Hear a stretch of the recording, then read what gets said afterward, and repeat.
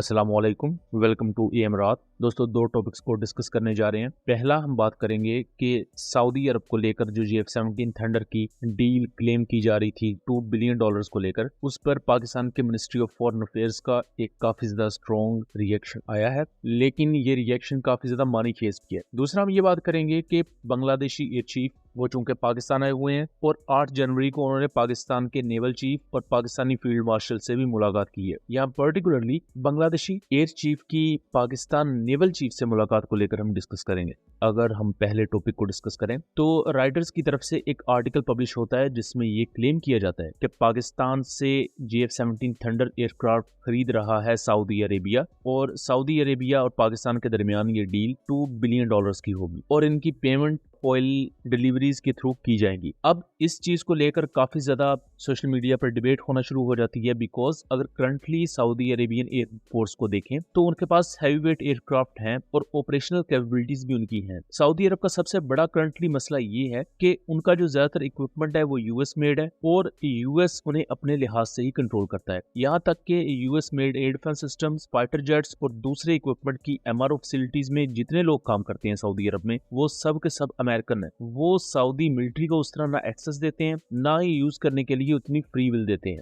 तो ये वजह जरूर है कि सऊदी अरब इस वक्त मुख्तलिफ दूसरे ऑप्शंस को एक्सप्लोर कर रहा है और ये चीज पाकिस्तान की डिफेंस एक्सपोर्ट्स के लिए एक बहुत ही ज्यादा सुनहरी मौका भी है। दूसरी तरफ पाकिस्तान और सऊदी अरब के दरमियान एक strategic defence pact already exist करता है कि करंटली जो सबसे ज्यादा प्राइम वेपन सिस्टम या प्राइम डिफेंस इक्विपमेंट है पाकिस्तान की तरफ से जो किसी भी कंट्री को प्रेजेंट किया जा सकता है वो F-17 ही है। और करंटली हमने बांग्लादेश एयरफोर्स के चीफ को भी देखा है, पाकिस्तान आए हुए हैं, प्लस लीबिया इसे खरीदना चाहता है। इराक के साथ निगोशिएशंस एडवांस स्टेज पर चल रही हैं। अजरबैजान को F-17 से डिलीवर हो चुके हैं और मजीद डिलीवर किए जाएंगे, और इसके अलावा नाइजीरिया और म्यांमार ऑलरेडी यूज कर रहे हैं। लेकिन उसके साथ साथ एक सवाल भी खड़ा हो चुका है कि पाकिस्तान और सऊदी अरब के दरमियान जब ये डिफेंस रिलेशंस बढ़ेंगे, स्ट्रेटेजिक पैक्ट ऑलरेडी साइन हो चुका है और ये इनडायरेक्टली चाइना के साथ भी सऊदी अरब की इकोनॉमिक और सिक्योरिटी कोऑपरेशन बढ़ा देगा। अब सबसे पहले तो आप ये समझें कि इस पूरे रीजन में हो क्या रहा है। सऊदी अरब इस वक्त यमन में लड़ रहा है UAE back southern transitional council के साथ,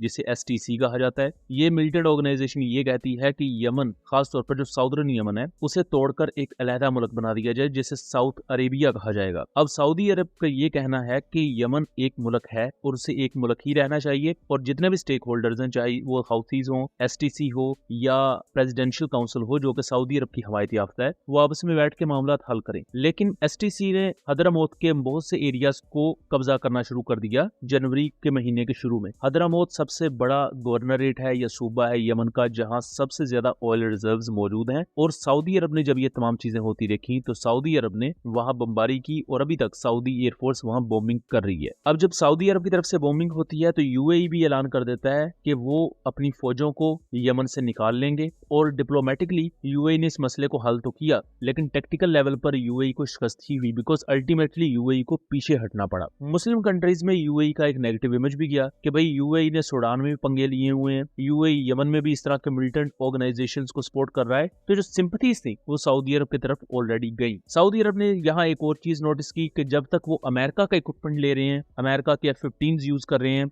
देन वो दूसरा American air defence system use कर रहे हैं, तब तक उतनी ऑटोनॉमी, उतना कंट्रोल वो उस पर हासिल नहीं कर सकते। लेकिन यहाँ जो सबसे बड़ा ट्विस्ट आया है वो मिनिस्ट्री ऑफ फॉरेन अफेयर्स की तरफ से है, जहां वीकली प्रेस कॉन्फ्रेंस में प्रेस ब्रीफिंग देते हुए ये कहा गया है कि सऊदी अरब का जो इंडस्ट्रियल कॉम्प्लेक्स है या डिफेंस नेटवर्क है वो काफी ज्यादा स्ट्रॉन्ग है। लेकिन इसके साथ साथ फॉरेन अफेयर्स के स्पोक्स पर्सन ने यह भी कह दिया कि वो इस पर्टिकुलर F-17 थंडर की डील को लेकर इन्फॉर्म नहीं है या उनके इल्म में नहीं है। अब मिनिस्ट्री ऑफ फॉरेन अफेयर्स ने ना तो इसे कम्प्लीटली ना किया है, ना ही हाँ किया है। उन्होंने समझ लें कि अपने आप को साइडलाइन कर लिया है कि हमें जाती तौर पर या उन्हें जाती तौर पर इस बारे में कोई भी इंफॉर्मेशन नहीं है। लेकिन ये जो डील है, डिफेंस डील है $2 बिलियन की, ये आगे एक्सटेंड हो सकती है $4 बिलियन तक। But ministry of foreign affairs की बात को अगर डिकोड किया जाए तो लगता कुछ यूं है कि ये डील किसी और मुल्क के साथ होगी, उसे फाइनेंस सऊदी अरब कर सकता है। मोस्ट प्रोबेबली ये लीबिया और पाकिस्तान के दरमियान डिफेंस डील की बात हो रही हो, जिसमें weapon system systems Pakistan deliver करेगा लीबिया को, उसको फाइनेंस सऊदी अरब करेगा। अगर इस पॉसिबिलिटी को एक्सप्लोर किया जाए तो इसके कुछ फायदे हैं। पहली चीज, लीबिया और पाकिस्तान के दरमियान ताल्लुकात स्ट्रेटेजिक लेवल तक आएंगे। दूसरा, पाकिस्तान की डिफेंस एक्सपोर्ट्स बढ़ेंगी। और तीसरा कि पाकिस्तान, सऊदी अरब और लीबिया अपने साथ फर्दर फ्यूचर में कई कंट्रीज जोड़ सकते हैं जो कि स्ट्रेटेजिकली पाकिस्तान और सऊदी अरब के इन्फ्लुएंस को अफ्रीका,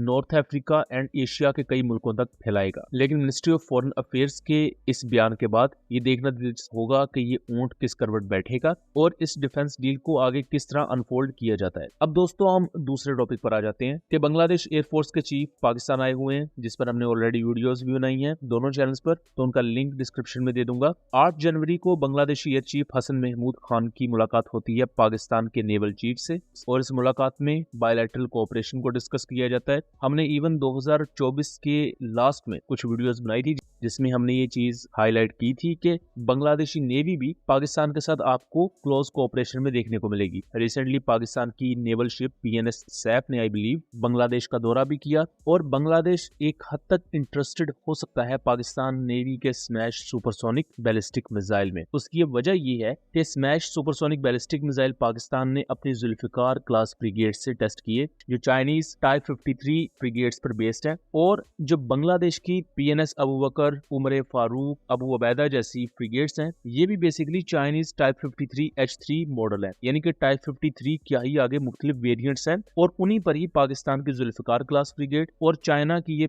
BNS अबू बकर, BNS अबू उबैदा और BNS अली हैदर जैसी शिप्स बेस्ड है। पाकिस्तान ने इवन जो स्मैश मिसाइल का तजुर्बा भी किया था वो भी जुल्फिकार क्लास फ्रिगेट से किया था। तो इंटरऑपरेबिलिटी पाकिस्तान और बांग्लादेश की फ्रिगेट्स के दरमियान ऑलरेडी मौजूद है। ऑलमोस्ट 85 to 90% तक sensors on board avionics same है, जिसको लेकर ये पॉसिबिलिटी है कि अगर Bangladesh ship based supersonic missiles acquire करना चाहती है तो पाकिस्तान का स्मैश मिसाइल उनके लिए एक बेहतरीन ऑप्शन हो सकता है। और दूसरा, यहाँ चूंकि हम बात करते हैं इंटीग्रेशन की, जहां नेवी, आर्मी और एयरफोर्स एक यूनिट की तरह एक्ट करते हैं, तो यही वजह है कि बांग्लादेशी एयर चीफ ने भी पाकिस्तान के नेवल चीफ से भी मुलाकात की है। दूसरी तरफ यहाँ सबसे अहम जो जिम्मेदारियां बनती हैं वो पाकिस्तान एयरफोर्स, नेवी, देन दूसरी तरफ बांग्लादेशी एयरफोर्स और नेवी की बनती है कि पाकिस्तान और बांग्लादेश के दरमियान जो सी लाइंस ऑफ कम्युनिकेशन या तिजारती रास्ते डेवलप किए गए हैं उनकी हिफाजत की जाए। और उनकी हिफाजत किन खतरात से करनी है, तो खतरात बहुत से हो सकते हैं। कुछ तो कन्वेंशनल सॉर्ट ऑफ खतरात होते हैं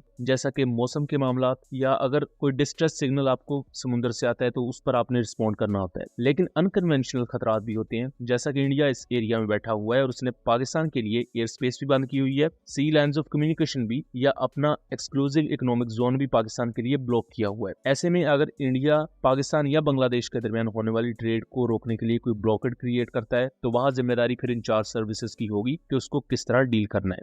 सो दोस्तों, ये था एक एनालिसिस। उम्मीद करता हूँ चीजें क्लियर रही होंगी। वीडियो पसंद आई हो तो इसे ज्यादा से ज्यादा शेयर कीजिएगा ताकि इस तरह की मजीद इन्फॉर्मेटिव वीडियोस हम आपके लिए लेकर आ सकें। मिलेंगे अगली वीडियो में, तब तक के लिए अल्लाह हाफिज।